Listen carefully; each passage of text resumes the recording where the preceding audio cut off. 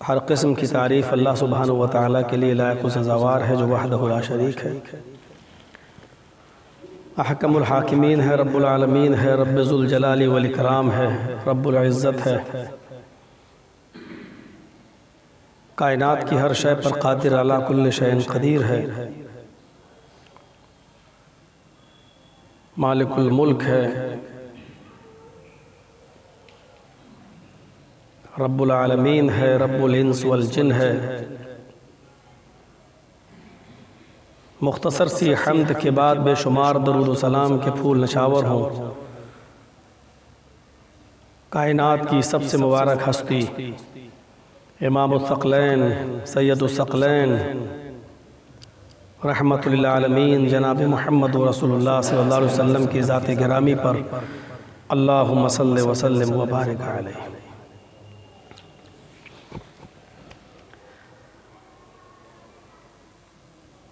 قرآن کریم کی بہت ہی مختصر سی آیت کا ایک ٹکڑا جو اپنے اندر ایک بہت بڑے سمندر کو سمیٹے ہوئے ہے، وہ میں نے آپ کے سامنے پڑھا ہے۔ وَعَلَى اللَّهِ فَلْيَتَوَكَّلِ الْمُؤْمِنُونَ۔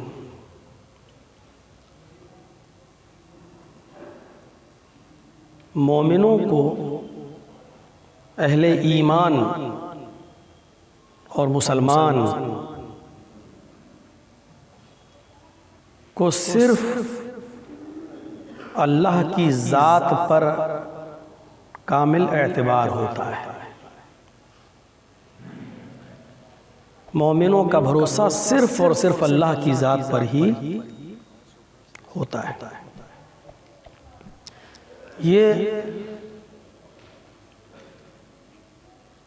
جملہ بہت چھوٹا ہے، لیکن اپنے اندر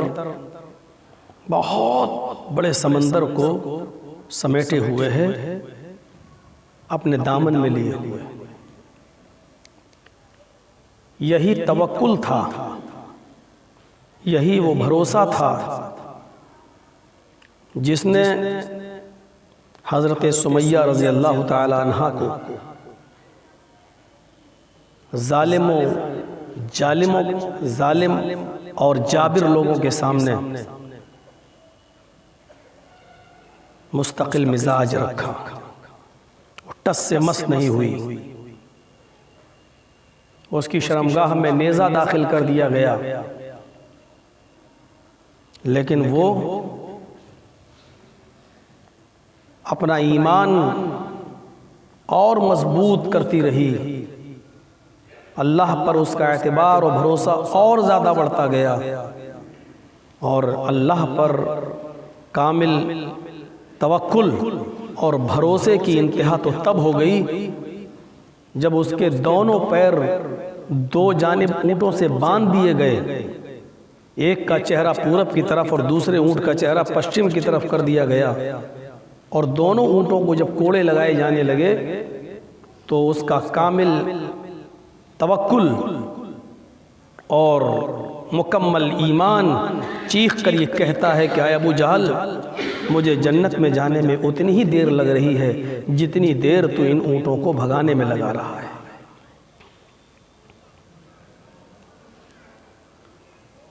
روح نکلنے سے پہلے چیخ پڑتی ہے فزت برب الکعبہ، اے ابو جہل، کعبے کے رب کی قسم، میں کامیاب ہو گئی، میں کامیاب ہو گئی، میں کامیاب ہو گئی۔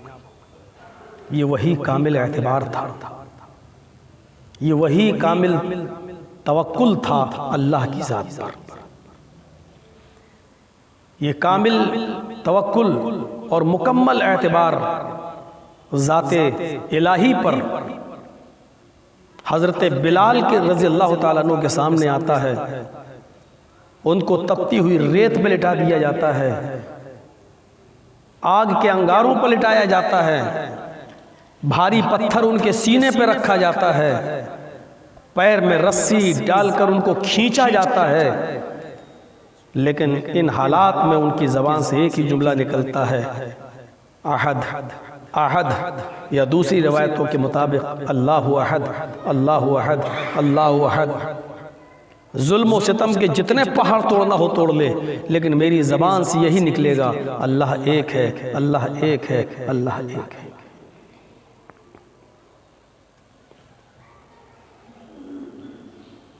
مصلحت بہت ہونی بھی چاہیے دینی معاملات کے اندر۔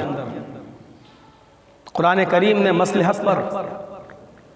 باقاعدہ ہمیں اور آپ کو یہ تعلیم دی ہے کہ ادعو الی سبیل ربک بالحکمہ، جب لوگوں کو دعوت و تبلیغ کرو، دین کی دعوت دو، دین کا پیغام پہنچاؤ، تو اس میں حکمت ہونی چاہیے، دانشمندی ہونی چاہیے۔ ایسی باتیں نہیں ہونی چاہیے کہ سننے والا بجائے سننے کے بھاگنے لگے، راہ فرار اختیار کرے۔ لیکن اس لفظ حکمت کا ہم نے اتنا غلط استعمال کیا، اتنا غلط استعمال کیا کہ ہم اس کو ہر چیز پر حاوی کر بیٹھے۔ اب حکمت کا معنی یہ نہیں کہ جو باتیں قرآن و حدیث کے مطابق صحیح ہوں اور وہ ہم اس لیے نہ کہیں کہ سامنے والا ہم سے ناراض ہو جائے گا، ہمیں اس کی ناراضگی پسند نہیں ہے، اس لیے ان باتوں کو ہم چھپا جائیں یا بیان کرنے سے ہم دور ہو جائیں۔ یہ بھی حکمت کا تقاضا ہے۔ حکمت یہ کہتی ہے، حکمت کا معنی یہ ہے کہنے کا انداز آپ کا بڑا میٹھا ہونا چاہیے۔ حکمت کا معنی یہ بالکل نہیں ہے کہ ہم صحیح بات چھپا جائیں۔ کامل اعتبار اور مکمل بھروسہ جن لوگوں کو تھا، ان میں احمد ابن حنبل، امام مالک، سب کو آپ جانتے ہیں۔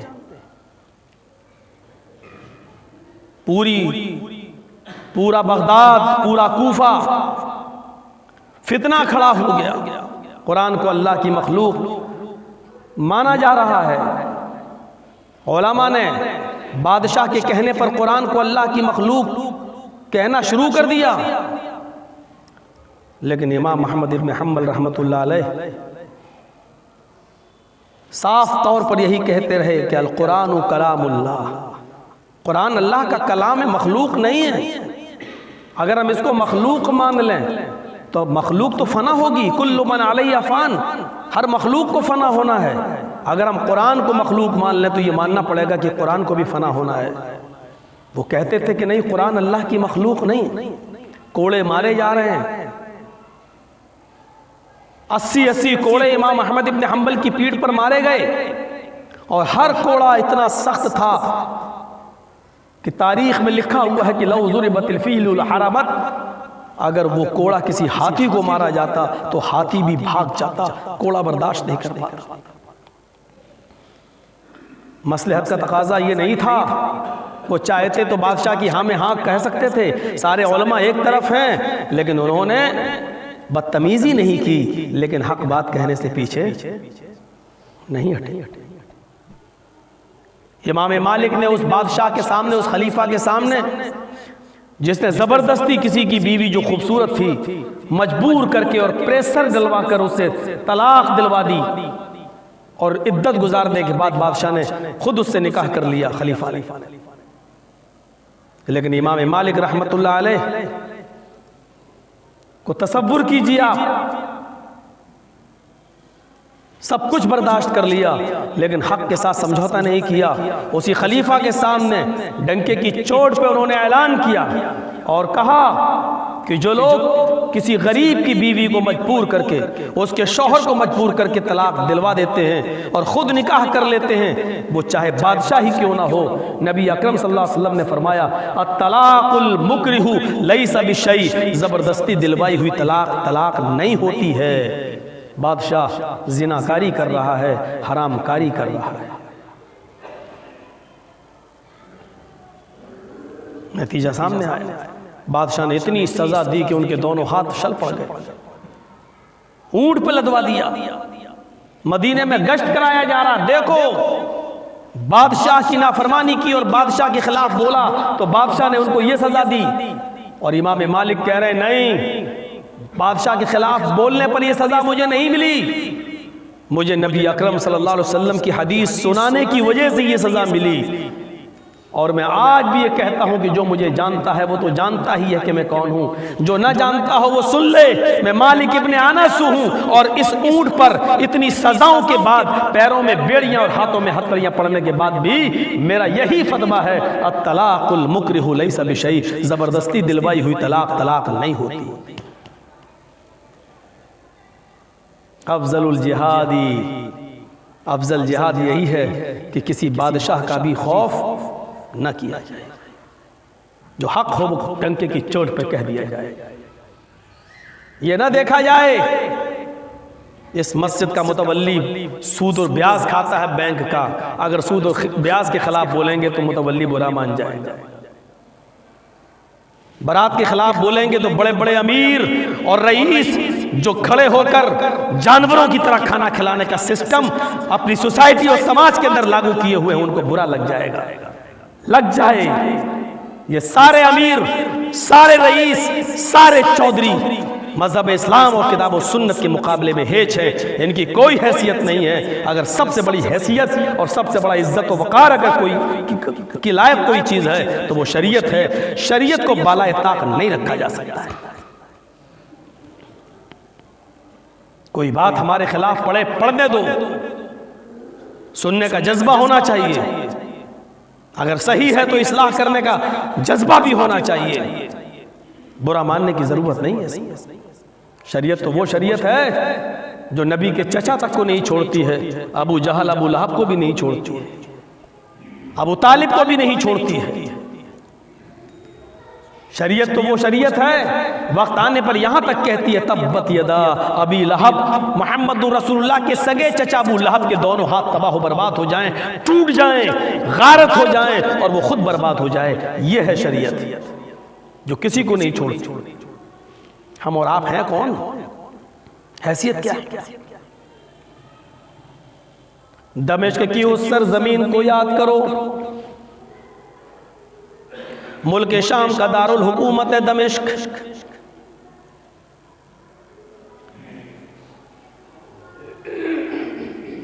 عثمانی خلیفہ کو ہٹا دیا گیا ہے اور اس کے اوپر مصری لوگوں کی حکومت قائم ہو جاتی ہے۔ مصری افواج کا سلح سالار ابراہیم پاشا دمشق کے اوپر اپنا جھنڈا لہراتا ہے۔ اسلامی فوجیں دھیرے دھیرے ملک خالی کر رہی ہیں کیونکہ ابراہیم پاشا نہایت ظالم انسان ہے، اسلام کا اصلی دشمن ہے اور صلیبیوں کا ہم پلہ ہم پیالہ ہے۔ عیسائیوں کی مدد سے اس نے آج دمشق کے اوپر ملک شام کی راجدھانی دارالخلافت کے اوپر قبضہ کر رکھا ہے، لیکن اسی بستی کے اندر ایک بہت بڑے عالم ربانی، روحانی عالم رہتے ہیں۔ اس عالم ربانی کا نام ہے علامہ سعید حلبی۔ ابراہیم پاشا کو پتہ چلا کہ سعید حلبی بہت بڑے عالم ہیں، ان سے ملاقات کیا جائے، چلا جائے ان سے ملاقات کریں۔ یہ خبر دمشق کی دارالحکومت، شام کی دارالحکومت دمشق کے ایوانوں سے باہر نکلتی ہے، پورے علاقے میں چرچے کا باعث بن جاتی ہے کہ آج علامہ سعید حلبی سے ملاقات کے لیے جائیں گے۔ کون؟ ابراہیم پاشا۔ لوگوں کو معلوم ہے ابراہیم پاشا بہت بڑا ظالم آدمی ہے۔ درعیہ میں جو مسلمان لوگوں کی شہادتیں ہوئی تھی، اس نے ان شہیدوں کو اپنی فوج کے جوتوں سے رندوایا تھا اور ان تمام مسلمان شہیدوں کی لاشوں کو ایک جگہ رکھنے کے بعد توپ سے اڑوا دیا تھا۔ اتنا بڑا ظالم، اگر یہ علامہ سعید حلبی سے ملنے کے لیے جاتا ہے تو علامہ سعید حلبی کسی بادشاہ کا خیر مقدم نہیں کرتے ہیں، کسی کو دیکھ کر وہ اٹھتے نہیں ہیں، کھڑے نہیں ہوتے ہیں، وہ تعظیم کسی کی نہیں کرتے ہیں، وہ کہتے ہیں کہ تعظیم تو صرف اللہ کے لیے ہے۔ علامہ سعید حلبی کا فتویٰ ہے کہ اگر کسی کو دیکھ کر کھڑا ہونا چاہیے تو وہ صرف ذات اللہ کی ہے۔ خود اللہ کے رسول نے اپنے صحابہ سے منع کر دیا تھا کہ مجھے دیکھ کر کھڑے مت ہوا کرو۔ سوال یہ ہے کہ ابراہیم پاشا اگر ان سے ملنے کے لیے جاتا ہے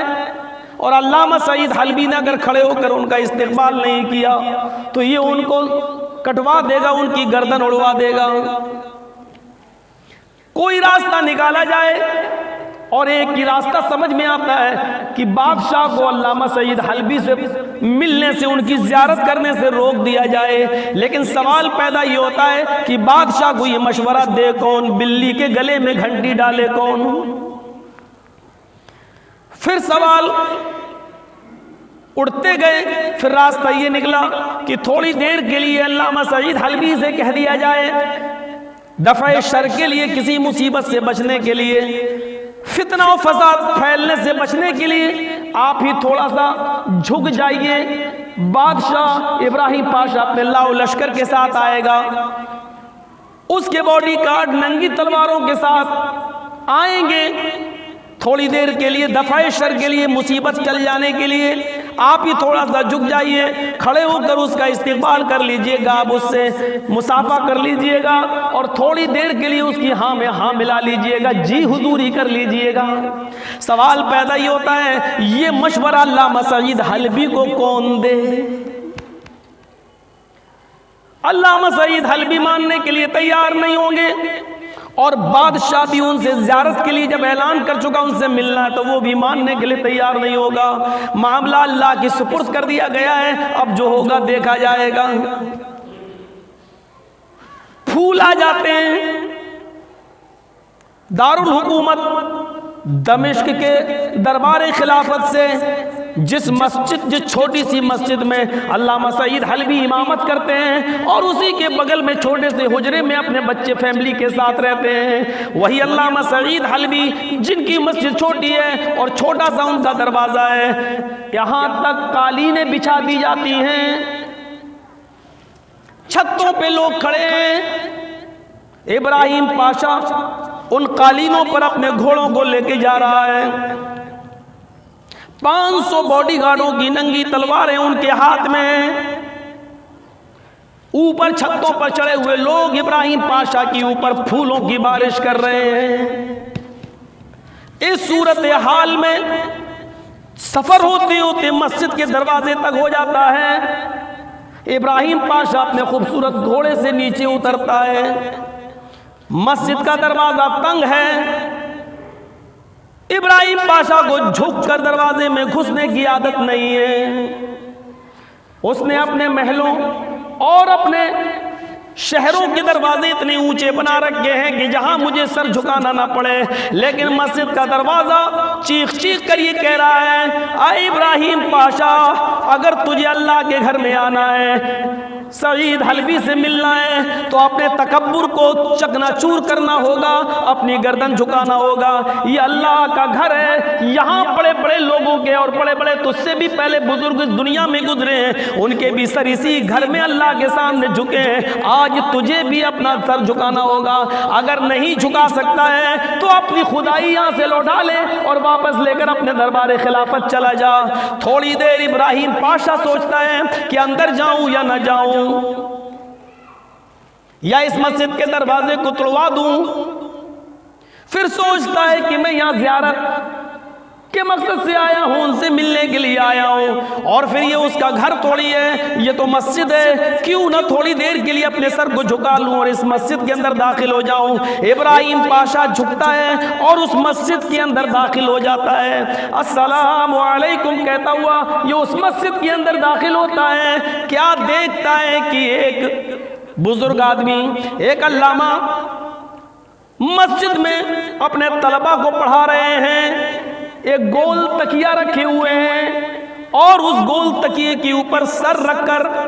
ہاتھ کا ٹیک لگائے ہوئے بیٹھے ہیں، اور ان کے پیر اسی طرف پھیلے ہوئے ہیں جس طرف سے کوئی مسجد کے اندر داخل ہوتا ہے۔ ابراہیم پاشا مسجد کے اندر داخل ہوا، واللہ علامہ سعید حلبی کے چہرے پر کوئی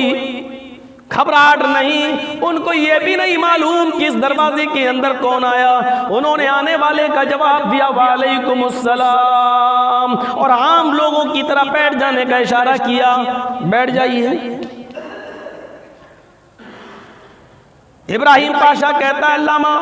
مجھے آپ سے کوئی ضروری گفتگو کرنی ہے۔ علامہ سعید حلبی کہتے ہیں میں قرآن پڑھا رہا ہوں ان بچوں کو، یہ میرے طلبہ ہیں، یہ میرے شاگرد ہیں، میں ان کو قرآن پڑھا رہا ہوں، آپ کی بات بعد میں ہوگی، اللہ کی کتاب کو چھوڑ کر مجھے آپ سے گفتگو نہیں کرنا، میں آپ سے گفتگو نہیں کر سکتا ہوں، آپ کو اگر انتظار کرنا ہے تو تھوڑی دیر انتظار کیجئے، میں بعد میں آپ سے گفتگو کر لوں گا، پہلے میں قرآن کی اس آیت کا درس دے دوں۔ اور اس وقت ابراہیم پاشا قرآن کا یہ درس دے رہے تھے، اُتْلُ مَا أُوحِيَ إِلَيْكَ مِنَ الْكِتَابِ وَأَقِمِ الصَّلَاةَ إِنَّ الصَّلَاةَ تَنْهَىٰ عَنِ الْفَحْشَاءِ وَالْمُنكَرِ وَلَذِكْرُ اللَّهِ أَكْبَرُ، پس وہ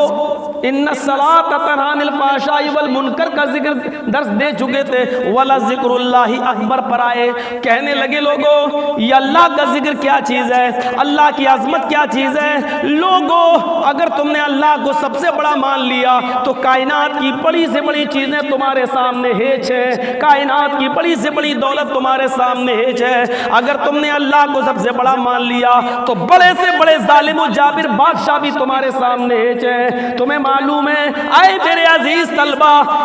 روزانہ دن بھر میں 80 مرتبہ عادت کے طور پر لوگ اسی اللہ اکبر کو اپنی زبان سے ادا کرتے ہیں۔ مسجد کے اندر ہر مسلمان نماز میں کم سے کم 30 مرتبہ ایک مسلمان اللہ اکبر کہتا ہے، اسی لیے بار بار یہ یاد دلایا جاتا ہے کہ اللہ سے بڑی کوئی ہستی نہیں، اللہ سے بڑی کوئی ذات نہیں، اس لیے اللہ کو تم سب سے بڑا مانو۔ جب اللہ کو تم سب سے بڑا مانو گے تو کائنات کی کوئی چیز تمہیں بڑی سے بڑی شخصیت بھی تم اس کو ویلو نہیں دو گے، تم اس کو اپنے دل میں وہ مقام نہیں دے سکتے ہو، وہ تمہیں مچھر کے پر کے برابر نظر آئے گی۔ ابراہیم پاشا کا گویا کہ سر جھنڈا رہا تھا، اتنے میں ایک شاگرد نے پوچھا علامہ سعید صاحب اگرچہ وہ بادشاہ ہماری گردنیں کٹوا دے، ہمیں موت کے گھاٹ اتار دے، پھر بھی ہم اللہ اکبر، اللہ کو سب سے بڑا جانے۔ علامہ سعید حلبی نے اس پر درس دیتے ہوئے فرمایا موت مومن کی نظر میں کوئی حیثیت نہیں رکھتی، موت سے تو وہ لوگ ڈریں جو اپنے رب العالمین سے ملاقات سے ڈرتے ہیں، موت سے تو وہ لوگ ڈریں جن کے کھانے پینے میں کوئی چیز نہیں دیکھی جاتی ہے، جیسے گدھا ہوتا ہے اس کو صرف اپنا پیٹ پالنا ہے، اپنا پیٹ بھرنا ہے، وہ کسی کے بھی کھیت میں جا سکتا ہے، کوئی بھی چیز اس کو سڑک پر ملی وہ چر سکتا ہے، لیکن ایک مومن کوئی بھی چیز کھانے سے پہلے سوچتا ہے کہ یہ حلال ہے یہ حرام، جائز طریقے سے آئی یا ناجائز طریقے سے آئی، یہ کوئی غلط طریقے سے تو میرے پاس نہیں آئی۔ کوئی بھی پانی کوئی بھی پینے کی چیز جب پیتا ہے تو اس کے بارے میں 1000 بار سوچتا ہے یہ کہاں تک میرے لیے جائز ہے کہاں تک ناجائز ہے۔ جس کے کاندھے پر 2 فرشتے ہر وقت تعینات رہتے ہیں، پھر بھلا اس آدمی کو موت سے کیا ڈر ہونا چاہیے، چاہے بادشاہی اس کو مروا دے یا کوئی بیماری اس کو ختم کر دے۔ اس حساب سے علامہ سعید حلبی درس دے رہے ہیں قرآن وَلَذِكْرُ اللَّهِ اکبر کو سمجھا رہے ہیں کہ ابراہیم پاشا کا دماغ خراب ہو گیا ہے۔ اچانک اس کی نظر سعید حلبی کے پیروں پر پڑی جو ابھی بھی اس کے منہ کے سامنے پھیلے ہوئے ہیں۔ علامہ سعید حلبی اپنے پیروں کو سکوڑ نہیں رہے ہیں بلکہ پھیلے ہوئے ہیں۔ ابراہیم پاشا کو غصہ آتا ہے، ابھی ایک باڈی گارڈ کو آواز دوں، اس کی ننگی تلوار ابراہیم پاشا کے باڈی گارڈ کی ننگی تلوار علامہ سعید حلبی کی دونوں ٹانگوں کو بھی کاٹ لے۔ اس کو اتنی تیز غصہ آ رہا ہے کہ یہ آدمی میرے سامنے اپنے پیروں کو بھی نہیں سمیٹ رہا ہے، اٹھ کے بھی نہیں بیٹھ رہا ہے، جس طریقے سے اپنے طلبہ کو پڑھا رہا ہے اسی طریقے سے پڑھا رہا ہے۔ تھوڑی دیر ہوتی ہے، ایک شاگرد ایک اور سوال کرتا ہے کچھ نصیحت کیجئے، آج کل لوگ بہت سخت دل ہو گئے ہیں، اگر ہمارے دل سخت ہو جائیں دین کی طرف نہ جھکیں تو ہم کیا کریں؟ علامہ سعید حلبی کہتے ہیں اپنی موت کو یاد کرو، جب تم دیکھو کہ ہمارے دل سخت ہو گئے تو قبرستان کی طرف چلے جایا کرو، پھوٹی اور ٹوٹی ہوئی قبروں کو دیکھ لیا کرو۔ او لوگو، دل اسی وقت سخت ہوتے ہیں جب شیطان کسی کے دل میں وسوسہ ڈالتا ہے۔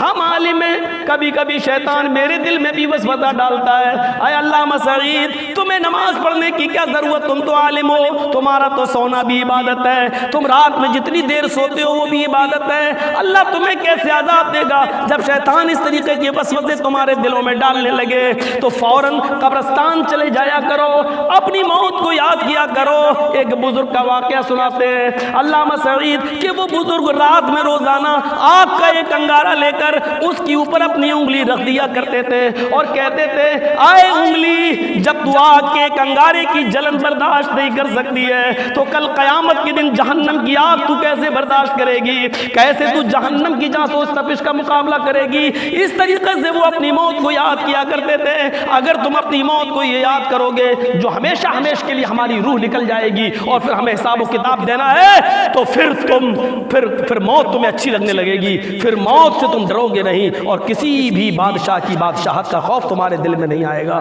اس جملوں نے ابراہیم پاشا کو جھنجھوڑ کے رکھ دیا ہے۔ اب وہ علامہ سعید حلبی کے پھیلے ہوئے پیروں کو اپنی مادی آنکھ سے نہیں روحانی آنکھ سے دیکھ رہا ہے۔ اب وہ سمجھ گیا کہ یہ شخصیت کسی سے دبنے والی نہیں ہے، جس کے اندر اللہ کا ڈر، اللہ کا خوف، اللہ کا پر ایمان و توکل جس کے دل میں بیٹھ جائے، اس کو دنیا کی کوئی طاقت ہرا نہیں سکتی ہے اور مٹا نہیں سکتی ہے۔ ابراہیم پاشا نے کہا بھی مجھے ضرورت ہے، آپ کو پتہ نہیں پڑھانے میں کتنا ٹائم لگے گا، میں چل رہا ہوں۔ جب اٹھا ابراہیم پاشا تو اس نے تھوڑا سا حجرے کی طرف نظر ڈالی، اس کے 2-3 چھوٹے چھوٹے معصوم بچوں کی طرف نظر ڈالی، پھٹے پرانے کپڑے پہنے ہوئے، گھر کی حالت پر نظر ڈالی، سامان بکھرا ہوا اور چند مٹی کے برتن کے علاوہ علامہ سعید حلبی کے پاس کچھ نہیں ہے۔ ابراہیم پاشا دربار خلافت میں جاتا ہے اور دوسرے دن وہاں سے اپنے باڈی گارڈ کے ذریعے، اپنے قاصد کے ذریعے 1000 سونے کے طلائی دینار، 1000 سونے کے طلائی دینار بھیجتا ہے اور کہتا ہے کہ یہ علامہ سعید حلبی کو دے دینا اور یہ کہنا کہ یہ تو تمہارے گھر کی اصلاح کے لیے دیا جا رہا ہے، آج سے تمہارے مسجد میں امامت کا خرچہ میرے ذمہ، تمہارے بچوں کی پڑھائی لکھائی ہمارے ذمہ، آج کے بعد تم کبھی غریب نہیں رہو گے، ہم تمہیں بہت سا سامان سونے چاندی سے ہم تمہیں لاد دیں گے۔ یہ قاصد 1000 سونے کے سکے دینار لے کر آتا ہے اور یہ خبر لے کر آتا ہے کہ آج کے بعد تم اب سونے میں رہو گے، چاندیوں میں تلو گے، یہ خبر لے کر آتا ہے۔ اتفاق دیکھیے، جس وقت ابراہیم پاشا کا قاصد آتا ہے تو ظہر کی نماز کا وقت ہے، ابراہیم پاشا کا یہ قاصد لا محالہ ظہر کی نماز پڑھنے کے لیے مسجد میں گھستا ہے۔ مسجد میں نماز پڑھنے کے بعد 1000 سونے کے سکے ان کو دیتا ہے علامہ سعید کو، یہ ابراہیم پاشا نے دیے ہیں اور کہا ہے کہ یہ تمہارے گھر کی اصلاح کے لیے ہیں، تم اپنے گھر کو اچھی طرح بنا لو، تھوڑا سا مرمت کرا لو اور تمہارا خرچہ پورا آج کے بعد بادشاہ اٹھائے گا۔ وہ 1000 سونے کے دینار لے کر علامہ سعید حلبی نے اسی قاصد کے ہاتھ میں دے دیا اور فرمایا، اے قاصد، ابراہیم پاشا سے کہنا، ابراہیم پاشا سے کہنا ان جملوں پر غور کریے اور 500 اور 1000 روپے میں اپنے ووٹوں کو بیچنے والوں اس جملے پر غور کیجئے گا، 1000 روپے میں اپنے ضمیروں کا سودا کرنے والوں ان جملوں پر غور کیجئے گا، 1000 اور 500 روپے میں اپنے ایمان کو بیچنے والوں ان جملوں پر غور کیجئے گا۔ 1000 سونے کے سکے علامہ سعید حلبی نے ابراہیم پاشا کے قاصد کو دیتے ہوئے کہا، جاؤ اور اپنے بادشاہ سے کہہ دینا جو بادشاہ کو دیکھ کر اپنے پیر نہ سمیٹتا ہو، جس نے بادشاہ کے سامنے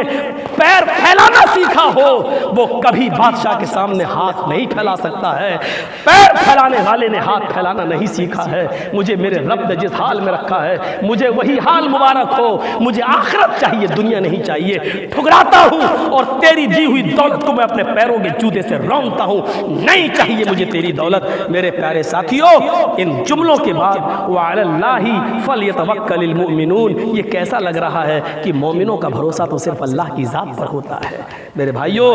توکل کرنا سیکھیے، بھروسہ کرنا سیکھیے۔ اسی توکل و بھروسے کے ساتھ میرا وہ 15 دن پہلے کا خطبہ بھی یاد کریے گا، وہی خطبہ ابو الغیاث کا، جس کی اللہ پر توکل تھا، بھروسہ تھا کہ 86 سال کی عمر میں بھی اس نے 1 دینار کی بے ایمانی نہیں کی تھی۔ میرے بھائیوں، ذرا تصور کرو، اسی ٹاپک پر اس ٹاپک کو بھی جوڑ سکتے ہو اور وہ ٹاپک سے ملا سکتے ہو کہ توکل بہت بڑی چیز ہے، اللہ پر اعتبار بہت بڑی چیز ہے۔ جو لوگ اس طریقے سے زندگی گزارتے ہیں، جو بادشاہوں کی دی ہوئی دولت کو ہاتھ نہیں لگاتے، وہ مر نہیں جاتے ہیں، وہ بھی زندہ رہتے ہیں، کیونکہ اللہ نے کہا ہے میں نے اپنے بندوں کو جب پیدا کیا دنیا میں بھیجا، میں بھوکا اٹھا سکتا ضرور ہوں لیکن بھوکا سونے نہیں دیتا اپنے بندے کو۔ رزق کا انتظام اللہ رب العالمین کرتا ہے۔ جب وہ سمندر میں رہنے والی ویہیل مچھلی کو بھی ایک دن میں روزانہ 40 ٹن گوشت کھلاتا ہے، 40 ٹن ویہیل مچھلی ایک دن میں 40 ٹن گوشت، 1 کلو نہیں، 2 کلو نہیں، 40 ٹن گوشت کھاتی ہے ویہیل مچھلی۔ جب وہ سمندر میں اس مچھلی کو بھی بھوکا نہیں سونے دیتا ہے تو ہم لوگ 2-3-4 روٹی کھانے والوں کو بھوکا کیسے سونے دے گا؟ میرے پیارے ساتھیوں، توکل ہو، بھروسہ ہو اللہ کی ذات پر، اور ہر طریقے کی جہاں سے ہمیں دولت ملے وہاں سے نہیں، حلال طریقہ اپنائیے اور پھر دیکھیے